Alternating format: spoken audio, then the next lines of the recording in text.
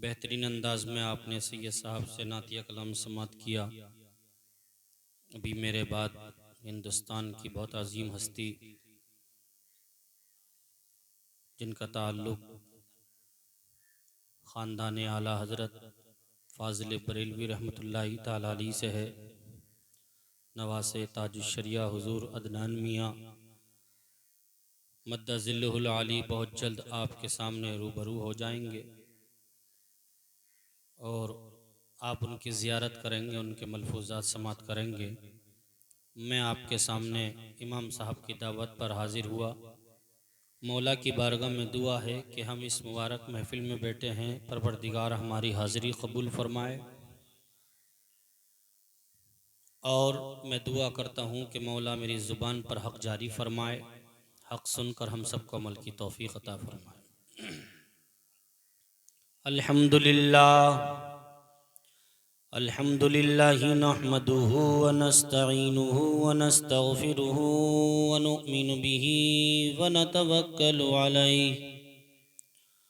व नऊज़ु बिल्लाहि मिन शुरूरि अंफुसिना व मिन सय्यिआति अअमालिना।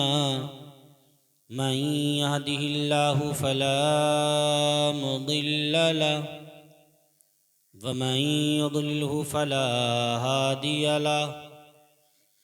वअशहदु अल्ला इलाहा इल्लल्लाहु वहदहु ला शरीका लहु वअशहदु अन्न सय्यदना व मौलाना व मअवाना व मलजाना मुहम्मदन अब्दुहु व रसूलुहु।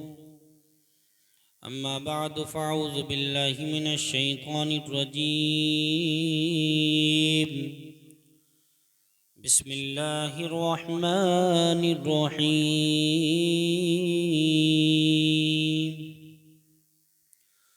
वबश्शिरिल मुअमिनीना बिअन्ना लहुम मिनल्लाहि फ़ज़लन कबीरा। सदक़ल्लाहुल अज़ीम व सदक़ रसूलुहुन नबियुल अमीनुल मुबीनुल मतीनुल करीम व नहनु अला ज़ालिका लमीना शाहिदीन व शाकिरीन वल्हम्दुलिल्लाहि रब्बिल आलमीन। बकार ख़ैश हैरानम अग़िस्नी या रसूल अल्लाह, परेशानम परेशानम अग़िस्नी या रसूल अल्लाह। न दारम जुस्त मल जाए न दानम जुस्त मावाए, तोई खुद साजो सामानम अग़िस्नी या रसूल अल्लाह। गौसे आज़म बमने बेसरो सामा मददे, क़िबला दी मददे काबा ईमा मददे। बगिरदाबे बला उफ्ताद कश्ती, मदद कुन या मुईन अद्दीन चिश्ती। क़ादिरी यमना रहे गौसे आज़म मीज़नम, दमज़े शेख अहमद रज़ा ख़ां क़ुत्ब आलम मीज़नम।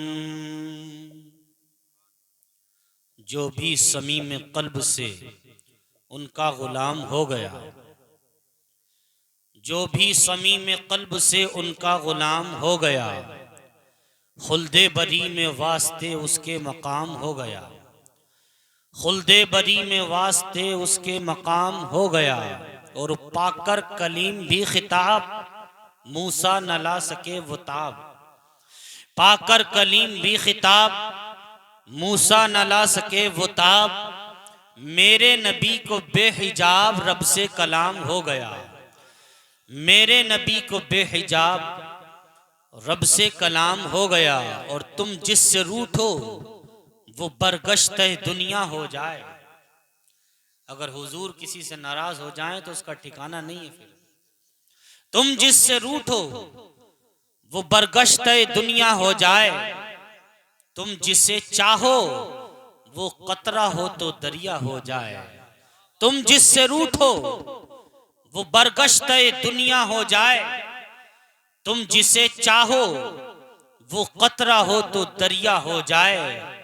और हाथ उठा दो तो कड़ी धूप में सावन बरसे। हाथ उठा दो तो कड़ी धूप में सावन बरसे। मुस्कुरा दो तो अंधेरों में उजाला हो जाए। मुस्कुरा दो तो अंधेरों में उजाला हो जाए। मुअज़्ज़ज़ सामीन, हम बैठे हैं उर्स पाक के मौके पर इस मुबारक इजलास में। इसमें आप ये नियत लेकर बैठे कि कुछ सीखना है, कुछ हासिल करना है। इस ख्याल से ना बैठे जो आज लोग जलसों में नजरिया लेकर आते हैं, बल्कि हमें यहाँ नेकी हासिल करनी है, कुछ पैगाम लेना है। जो उलमाए किराम, मस्जिद के इमाम साहब और आपने मिलकर जिनको मदू किया है, उनसे कुछ हासिल करना है ताकि जिंदगी में एक इनकलाब आ जाए और दुनिया वाले देख लें कि हम मुसलमानों का काम खाली जलसा सजाना नहीं है। जब हमारे यहाँ जलसा सजता है तो कोई मस्जिद बनती है या मदरसा बना करता है। हमारे यहाँ जब जो कोई जलसा सजता है तो कोई ना कोई तंजीम वजूद में आया करती है। जब जलसा सजता है तो लोग नमाजी बन जाते हैं, बुरे कामों को छोड़ दिया करते हैं। तो उसी से मुताल्लिक कुछ आपसे गुफ्तगू की जाएगी। सबसे पहले नबी अकरम रहमते दो आलम, नूर मुजस्सम, फ़ख्र आलम, फ़ख्र आदम व बनी आदम, जनाब अहमद मुश्तबा प्यारे मोहम्मद मुस्तफ़ा सल्लल्लाहु ताला अलैहि वसल्लम की बारगाह बेकस पना में आइए हदिया दुरूद व सलाम का नजराना पेश करें। पढ़ लीजिए बुलंद आवाज़ से, अल्लाहुम्मा सल्ली अला सय्यदना व मौलाना मुहम्मदिन व अला आलि सय्यदना व मौलाना मुहम्मदिन व बारिक व सल्लिम सलातन व सलामुन अलैका या रसूल अल्लाह या नबी अल्लाह या हबीब अल्लाह सल्लल्लाहु ताला अलैहि वसल्लम। हजरात, तवज्जो से मेरी गुफ्तगू को समाअत कीजिएगा। गौर करने वाली बात है, कुरान पाक हमारी रहबरी के लिए नाजिल हुआ है। कुरान अजीम मुसलमानों के लिए ही नहीं या किसी मुल्क के लिए नहीं, किसी कौम या कबीले के लिए नहीं, बल्कि कुरान पाक रहनुमाई के लिए नाजिल हुआ है। एक कंट्री नहीं, एक बस्ती नहीं, एक कबीला नहीं, बल्कि कुरान बयान फरमाता है हुदल लिन्नास। चाहे वो इंसान अफ्रीका का रहने वाला हो, चाहे वो इंसान अमेरिका का रहने वाला हो, चाहे वो इंसान अफगानिस्तान का रहने वाला हो, चाहे वो इंसान पाकिस्तान बांग्लादेश का रहने वाला हो, चाहे वो इंसान हिंदुस्तान का रहने वाला हो, चाहे वो इंसान जर्मनो जापान का रहने वाला हो, चाहे वो इंसान यूरोप के 57 मुल्कों में अपनी जिंदगी गुजारने वाला हो, कुरान कहता है हुदल लिन्नास, मैं सबके लिए हिदायत बनकर आया हूं। चाहे दुनिया के खित्ते में किसी भी कोने में जो इंसान बसेगा, जो कौम बसेगी, जो कबीला बसेगा, हर एक के लिए मैं हिदायत बनकर आया हूं। क्योंकि कुरान किसी मंत्री का लेक्चर नहीं, कुरान किसी प्रोफेसर की लिखी हुई किताब नहीं, कुरान किसी का अफसाना नहीं, कुरान किसी शायर का कलाम नहीं। कुरान तो मेरे रब का कलाम है और रब का कलाम सबसे लाजवाब हुआ करता है। अल्लाह तबारक व तआला ने कुरान जैसी किताब हमें अता फरमाई है, जिस पर नासिल हुई उस नबी का जवाब नहीं। जो किताब आ रही है वो किताब लाजवाब आ रही है, जिस नबी पर नासिल हो रही है वो नबी लाजवाब है, और जिस उम्मत के लिए आ रही है वो उम्मत भी सारी उम्मतों में लाजवाब है। ये कुरान का एजाज है।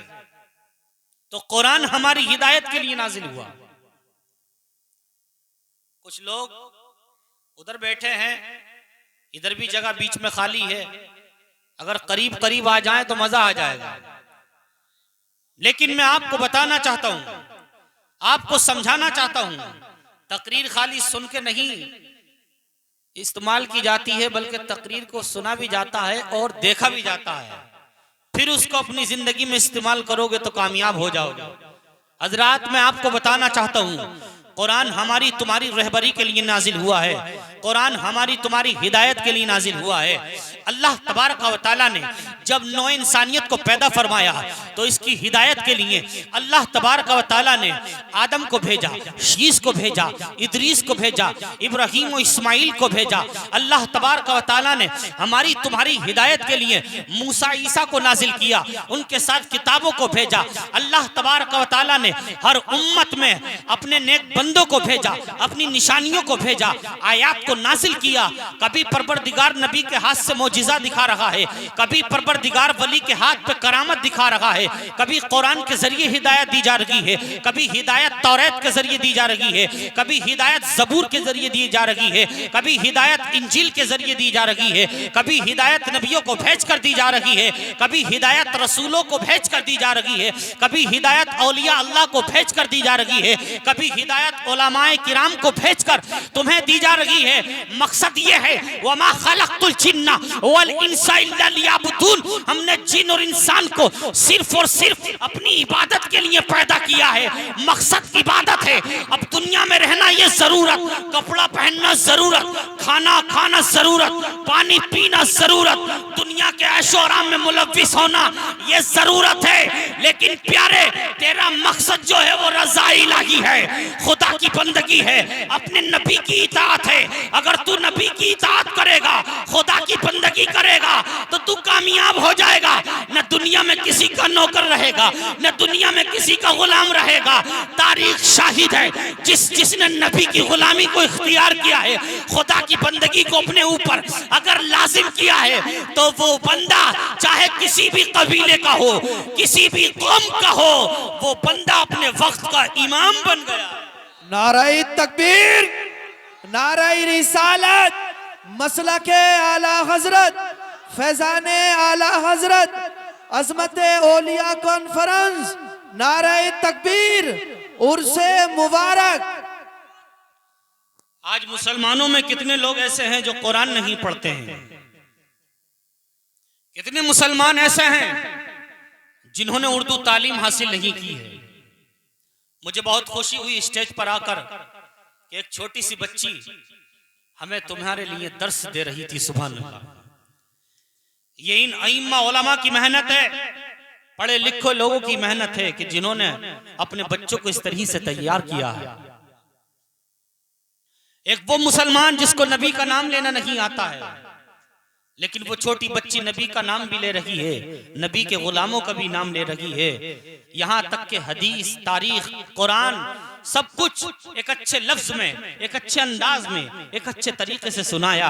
क्या मतलब? उम्र में छोटा बड़ा नहीं देखा जाता है। अगर दिल में कुरान आ जाए तो फिर दिल जो है रोशन हो जाया करता है, उसके अंदर चराग रोशन हो जाते हैं। तुम किसी भी कबीले के हो, किसी भी देश के हो, किसी भी बस्ती के हो, काला हो या गोरा हो, इससे कोई बहस नहीं है। हदीस पाक में आता है कि परवरदिगार तुम्हारे चेहरों को नहीं देखता है, परवरदिगार तुम्हारे लिबास को नहीं देखता है, परवरदिगार तुम्हारे मकानों को नहीं देखता है, परवरदिगार तुम्हारी जाओ हशमत को नहीं देखता है।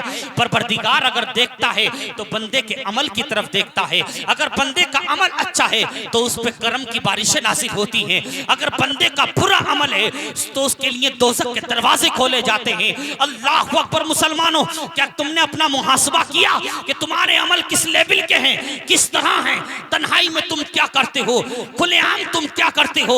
तुमने 10 साल, 20 साल, 50 साल, 60 साल जिंदगी तो गुजार दी, लेकिन कभी तुमने अपना हिसाब लगा के देखा इस जिंदगी में मैंने रब को राजी कितना किया है, रसूल को राजी कितना किया है? अरे जरा गौर तो कर, जिस दिन कब्र की रात आएगी, अंधेरा छाया हुआ होगा, चारों तरफ मिट्टी का समा होगा, उस वक्त में तुझे किसकी जरूरत पड़ेगी? क्या ये लाइटें तेरे काम आ जाएंगी? क्या दुनिया की तरक्की तेरे काम आ जाएगी?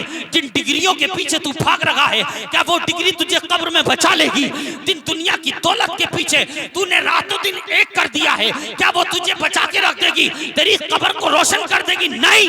अरे कब्र को अगर रोशन करने वाली जात है तो वो एक है, और वो नाम है अमीना के लाल मुस्तफा जाने रहमत का।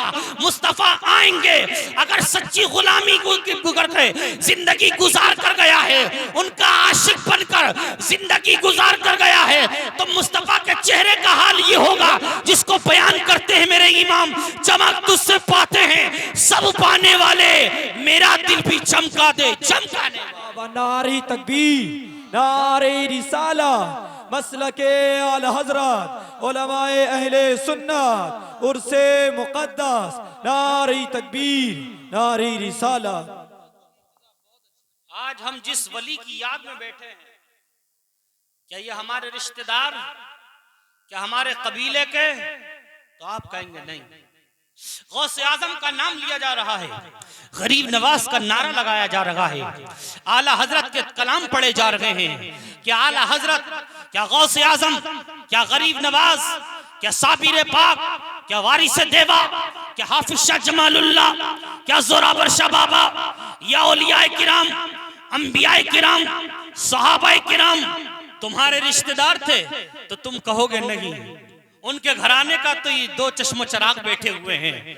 हजरात, हर कोई अपने बाप का नाम लेता है, हर कोई अपने दादा का नाम लेता है, हर कोई अपने भाई का नाम लेता है, हर कोई अपने नाना का नाम लेता है। लेकिन कुर्बान जाऊं, गौसे आजम की औलाद बैठी हुई है, लेकिन ये भी गौसे आजम का नाम ले रहे हैं, हम भी गौसे आजम का नाम ले रहे हैं। ये लेते हैं समझ में आता है, हम लेते हैं समझ में नहीं आता है। मगर मैं आपको बताना चाहता हूं, चाहे सैयद ज़ादा हो या गैर सैयद ज़ादा हो, दुनिया के किसी भी खित्ते में बसने वाला मुसलमान, सुन्नी मुसलमान, जब गरीब नवाज का नाम आता है तड़प जाता है, गौसे आजम का नाम आता है तड़प जाता है। पूछा गया क्या तूने गौसे आजम को देखा है, क्या तूने गरीब नवाज को देखा है?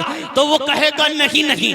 फिर पूछा जाता क्या तेरे रिश्तेदार हैं? कहता नहीं नहीं। तो फिर इसे दीवानगी कैसे, ऐसा जज्बा कैसा, इतनी मोहब्बत कैसे?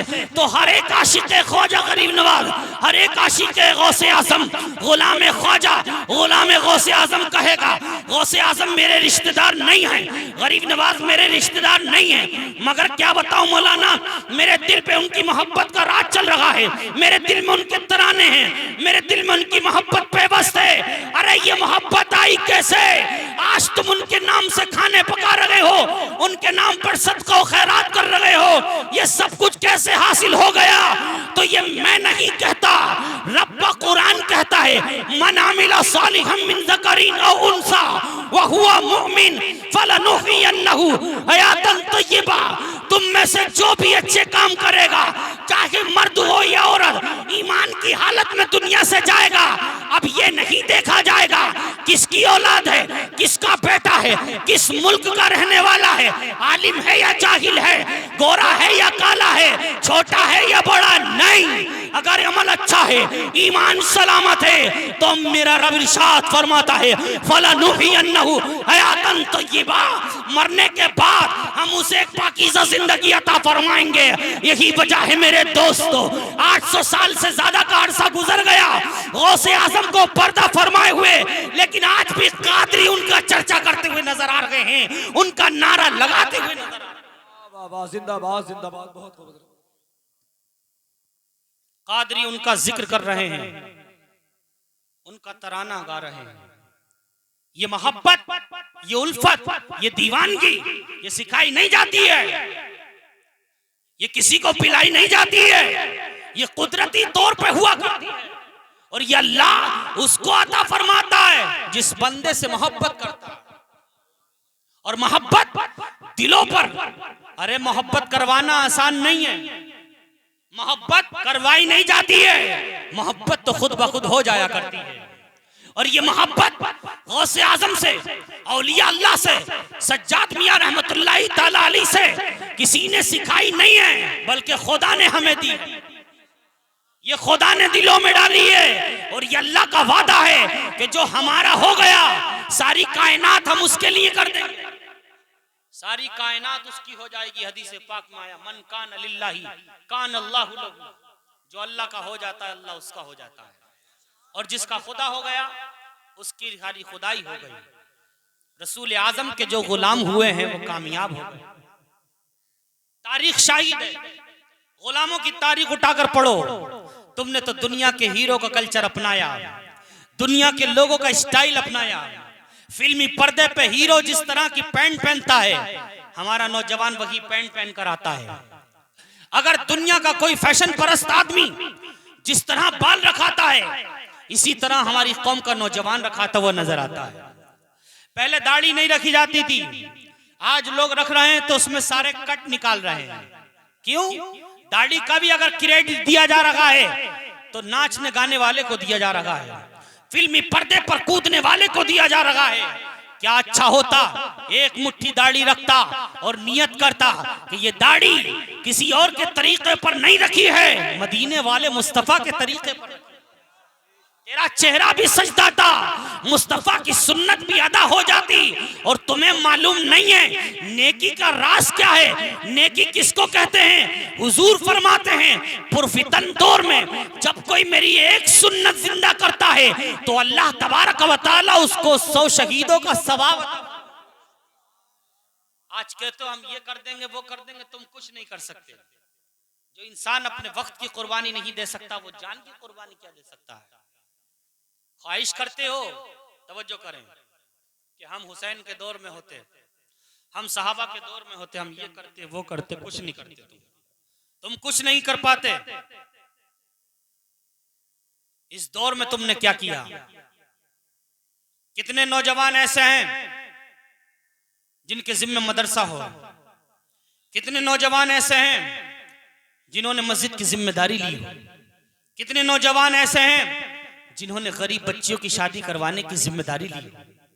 क्या कोई है ऐसा जो कहे हाँ मेरी 30 या 40 साल उम्र गुजर गई, मैंने अपनी जिंदगी में 100 बच्चों को कुरान पढ़वाया था। तो सारा मैदान खाली नजर आएगा। 50,000 नाचने वाली पर लुटाने वाले तो तुम्हें नजर आ जाएंगे। जब शादियों में नाचने वाली आती है तो यही नौजवान 50,000 की गड्डी 2 मिनट में उड़ा दिया करता है। लेकिन इस नौजवानों की लिस्ट में कोई ऐसा नजर नहीं आएगा कि मैंने 100 बच्चों को कुरान पढ़वाया था। कोई ऐसा नजर नहीं आएंगे नौजवान कि हम 10 लड़के हमने फला गरीब लड़की की शादी करवाई थी। कोई ऐसी टीम, ऐसी कमेटी नजर नहीं आएगी जो ये कह दे कि हमने फला मदरसा कायम करा था। क्यों? क्योंकि तुम्हारा ख्याल दुनिया की तरफ है, तुम्हारी तवज्जो लज्जतों की तरफ है, तुम्हारी ख्वाहिश दुनिया की तरफ है। अरे तुम्हारा मकसद क्या होता है? तुम आंख खोलते हो गली गलियारों में, तुम्हारी जवानी गुजरती है फिल्मी अड्डों पर, चौराहों पर। तुम्हारा मकसद ये होता है कि हुनर सीखा जाए, शादी की जाए, बंगला बनाया जाए, ये तुम्हारा मकसद हुआ करता है। लेकिन गुलामे रसूल से पूछ के देख उसका मकसद क्या है। नाम है हजरत हंजला, सहाबी रसूल हैं। मोहब्बत किसको कहते हैं? इश्क रसूल क्या हुआ करता है?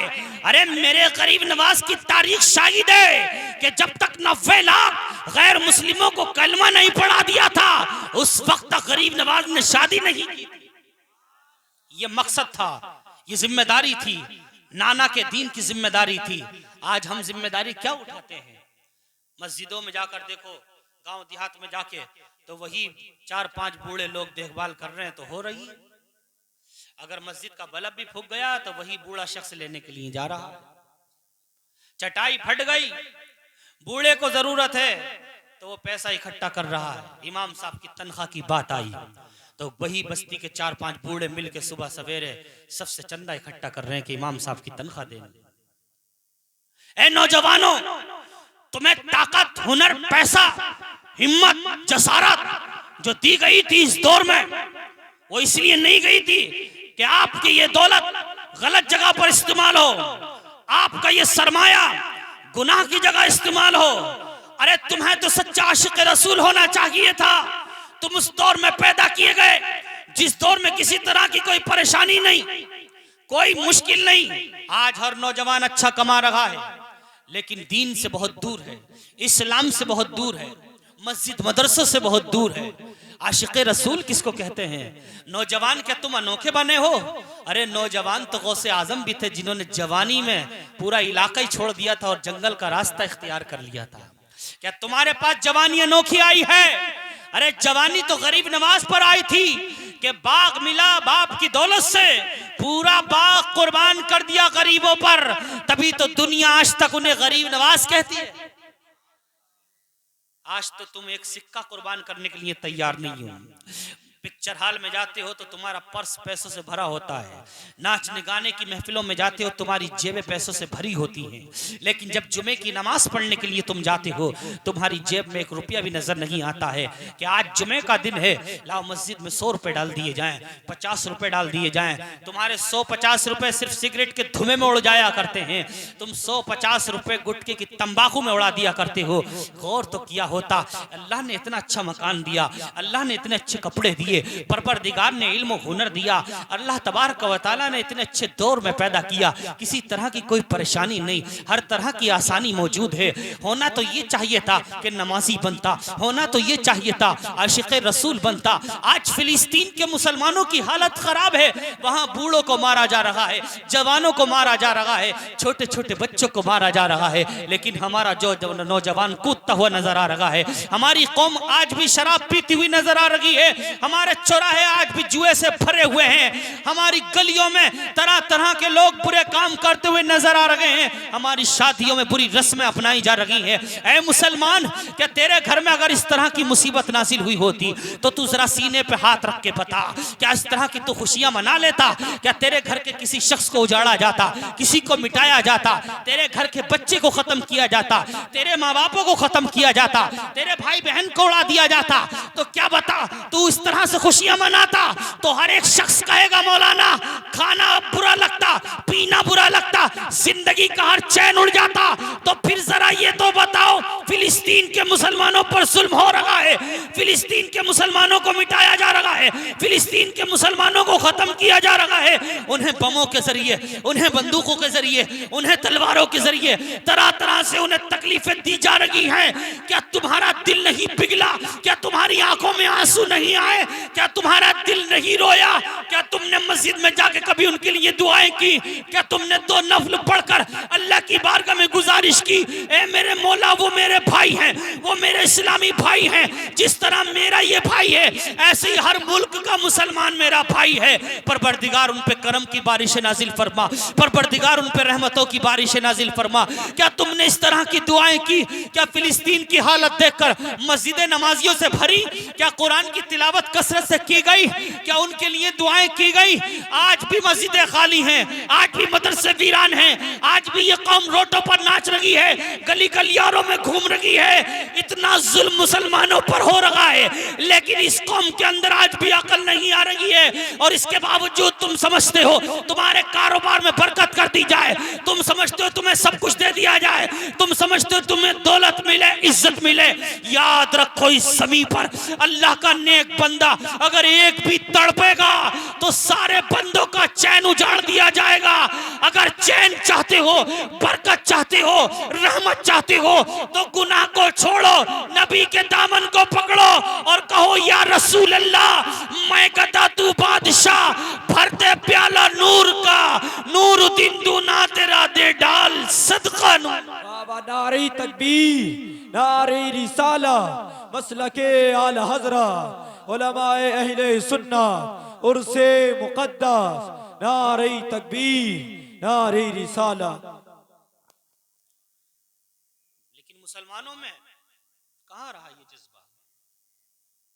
एक शख्स ने इमाम हसन बसरी से पूछा, हजरत इबादत करने में दिल नहीं लगता है, इबादत करने में बताएं ये प्रॉब्लम है नहीं है सबकी?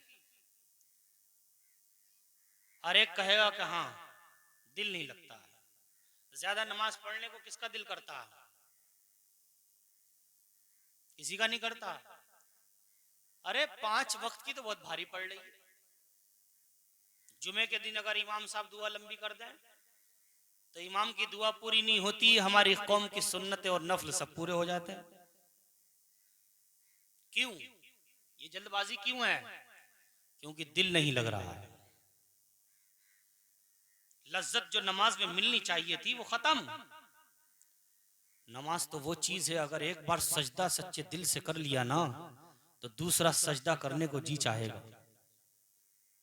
तुम्हारा तो ये हाल है कि अगर रमजान में तरावी में इमाम 2 पारे पढ़ दे तो हालत खराब हो जाती है। वो इमाम आजम अबू हनीफा पूरी रात खड़े होकर कुरान की तिलावत कर रहे हैं, औलिया अल्लाह कुरान अजीम पढ़ रहे हैं, उनकी रातें नफलों में गुजर रही हैं, उनकी रातें तहज्जुद पढ़ के गुजर रही हैं, उनकी रातें कुरान की तिलावत कर कर के गुजर रही हैं, और दिन में वो खाना खा रहे हैं तो तुम्हारी हमारी तरह नहीं बल्कि वही सूखी रोटी पर गुजर बसर हो रही है।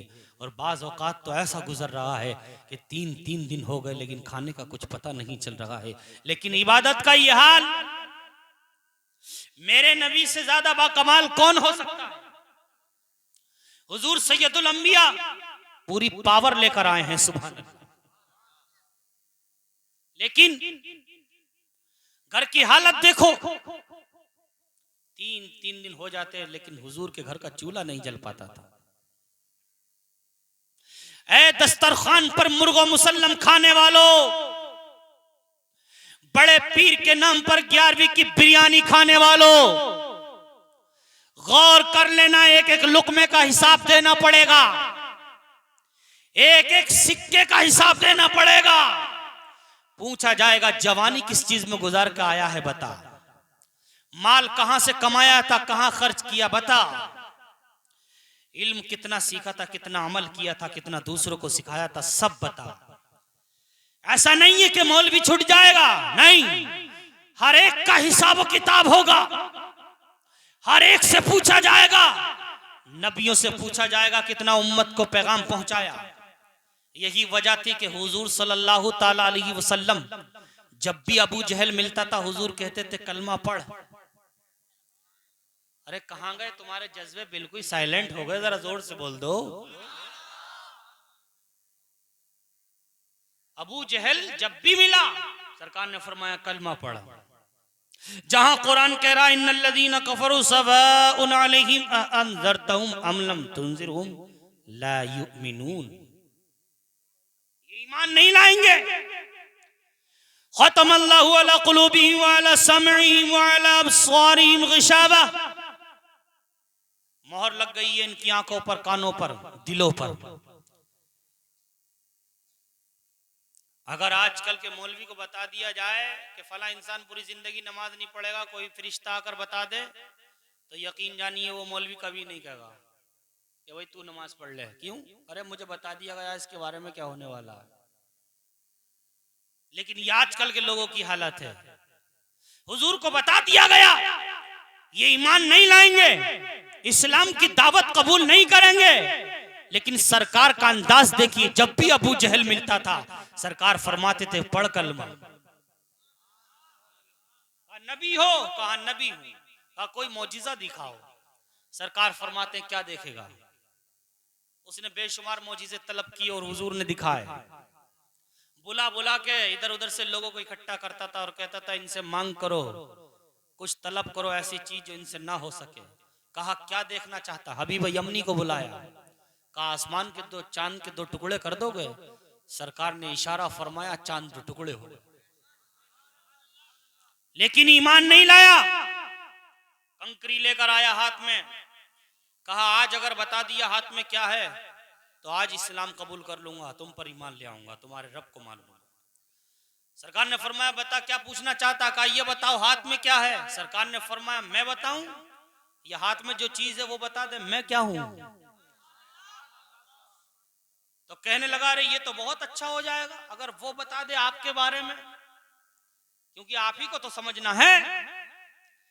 तो कहा फिर सुन ले उसके जुबान से वो क्या कह रही है। कंकरियां लेकर आया था और कान पे लगाता है तो कंकरियों में से आवाज आ रही थी अस्सलातु वस्सलामु अलैका या रसूल अल्लाह व अला आलिका व अस्हाबिका सय्यदी या नूर अल्लाह। कंकरियों ने भी हुजूर की नात पढ़ी, दुरूद पढ़ा, सरकार पर सलाम पढ़ा। कंकरियां जब तक हुजूर पर दुरूद न पढ़ सकी थी अबू जहल के हाथ में थी, जब हुजूर की नात पढ़ी, हुजूर का नाम लिया, हाथ से उसके निकल गई और उसने नीचे डाल दिया, मगर फिर भी नहीं माना। मिलता रहा, हुजूर से मुलाकात होती रही, लेकिन सरकार फरमाते हैं पढ़ कलमा, पढ़ कलमा, पढ़ कलमा। क्या मतलब? दीन की बात बताने में शर्माना नहीं है, क्योंकि दीन का पैगाम पहुंचाओगे जितनी दफा उतना ही सवाब बढ़ता चला जाएगा। तो अंबिया से भी पूछा जाएगा कितनी बार दीन की दावत दी, तुमने किस किस को समझाया। हर नबी कहेंगे कि हाँ हमने समझाया, हमने दीन की दावत दी, हमने ए अल्लाह तेरी तरफ इन लोगों को बुलाया। फिर उस पर गवाह ढूंढे जाएंगे कि गवाह लाओ, किसके सामने दावत दी। तो नबियों से पूछा जाएगा, लेकिन उनका अंजाम अच्छा होगा क्योंकि उन्होंने अपनी जिम्मेदारी पूरी की है। औलिया अल्लाह से पूछा जाएगा, उलमाए किराम से पूछा जाएगा, जिन्होंने जिम्मेदारी पूरी की उनके लिए जन्नतें हैं। अब जरा गौर तो करो, जब हमारी तुम्हारी बारी आएगी तो हम किस तरह से हिसाब दे पाएंगे। माँ बाप के साथ कैसा हक अदा किया, बीवी के कैसे हक अदा किए, बच्चों को किस तरह तरबियत दी। आज जो बच्चे बिगड़ रहे हैं इसमें माँ बापों की भी कमी है। जब नाचने का मामला आता तो कहते हैं क्या करें मौलाना, लड़का मान ही नहीं रहा, लड़के के दोस्त नहीं मान रहे। कबर में जब डंडा फिरेगा तो लड़कों पे नहीं फिरेगा, पहले तुझ पे फिरेगा। तू घर का मुखिया था, घर का बड़ा था, रोका क्यों नहीं। हदीस पाक में सरकार फरमाते हैं हर एक उससे पूछा जाएगा जो किसी का मालिक होगा, यानी हर एक आका से उसके मातहत के बारे में सवाल किया जाएगा। शौहर के बारे में बीवी से पूछा जाएगा, माँ बाप से औलाद के बारे में पूछा जाएगा, उस्ताद से शागिर्द के बारे में पूछा जाएगा, आका से गुलाम के बारे में पूछा जाएगा, बड़े भाई से छोटे भाई के बारे में पूछा जाएगा, इमाम से मुक्तदियों के बारे में पूछा जाएगा, हर एक से उसके छोटे के बारे में पूछा जाएगा। अब आप देखो अपने गरेबान में झांक के हम कितना अपने छोटों को संवार रहे हैं। बाप घर में गाली दे रहा है तो छोटों की तमीज नहीं, बड़ों की तमीज नहीं, गाली पे गाली, गाली पे गाली। अगर डंडा चल रहा है तो लगातार चल रहा है, ये नहीं देख रहा है बच्चों पे क्या असर पड़ेगा। तरह तरह की गालियां दी जा रही हैं, तरह तरह के पड़ोसियों की बुराइयां की जा रही हैं, भाई की जमीन काटने का प्लान बनाया जा रहा है। ये औलाद क्या तरबियत हासिल करेगी, ये घर में रहने वाले क्या तरबियत हासिल करेंगे, किस तरह से आशिक रसूल बनेंगे। आजकल के माँ बाप बिगड़ गए तो औलाद बिगड़ गई। और ये कहावत मशहूर है कि जब बाप 100 नंबरी है तो बेटा 150 नंबरी हो जाएगा। जब माँ बाप अच्छे थे तो औलाद खुद ब खुद अच्छी हुआ करती थी। माँ थी फातिमा उम्मुल खैर, बाप तो शेख अबू साले, तो बेटा गौसे आजम पैदा हुआ। अरे आज तुम तो इमामों की तनख्वाह काटते हो, पैसे काटते हो। एक जगह गांव का वाकया मुझे पता चला, बाकी तो पता चलते ही रहते होंगे, हम जगह भी ऐसी हैं जो केस आते रहते हैं। तो वो ये बता रहे कि अब की 6 महीने में इतने इमाम साहब बदल गए। तो जब इमाम साहब बदलते हैं और दूसरे आते हैं तो एकदम कोई आ जाते हैं, 2-4 दिन की छुट्टी भी हो जाती है। तो वो कह रहे थे कि 2-4 दिन बचाते बचाते अब की मस्जिद का इतना फंड बच गया। समझ में आ रही है। इस बात का दुख नहीं हुआ कि 3-4 दिन या महीना 2 महीना इमाम साहब नहीं रहे होंगे तो लोगों की नमाज में सवाब कितना कम हुआ होगा, इसका किसी ने हिसाब नहीं लगाया। फंड का हिसाब लगाया जा रहा है। फंड जब इकट्ठा होता है तो ये लोग मस्जिद में सोचने लगते हैं कौन सी दीवार तोड़ी जाए और दोबारा बनाई जाए, तोड़ी जाए और दोबारा बनाई जाए। कोई नया काम नहीं, वही तोड़ेंगे वही बनाएंगे, उसी को तोड़ेंगे फिर बनाएंगे, फिर तोड़ेंगे फिर बनाएंगे। ये नहीं कि पैसा इकट्ठा हो गया तो कुछ ऐसा काम किया जाए जो एक मियार बन जाए, एक पहचान बन जाए, आने वाली नस्लों के लिए कुछ इबरत बन जाए। फंड इकट्ठा हुआ है तो मस्जिद का मदरसा बनाया जाए, दीनी तालीम करवाई जाए, कुरान पढ़वाया जाए। अगर फंड इकट्ठा हुआ है तो मौलाना लोग बढ़ाए जाएं। अगर फंड इकट्ठा हुआ है तो हिफ्ज़ क़िरात, मौलवियत और तरह तरह की पढ़ाई बढ़ाई जाए। ये नहीं, बल्कि इमामों के पैसे काट कर ये कौम खुश होती है। मस्जिद से इमाम चला जाए, कई दिन छुट्टी हो जाए और वो पैसा बच जाए तो खुश होती है। लेकिन इस बात का गम नहीं कि एक इमाम चला गया, अब अकेले नमाज पढ़ना पड़ रही है। जमात की नमाज के बारे में आया कि 27 नमाजों का सवाब मिला करता है।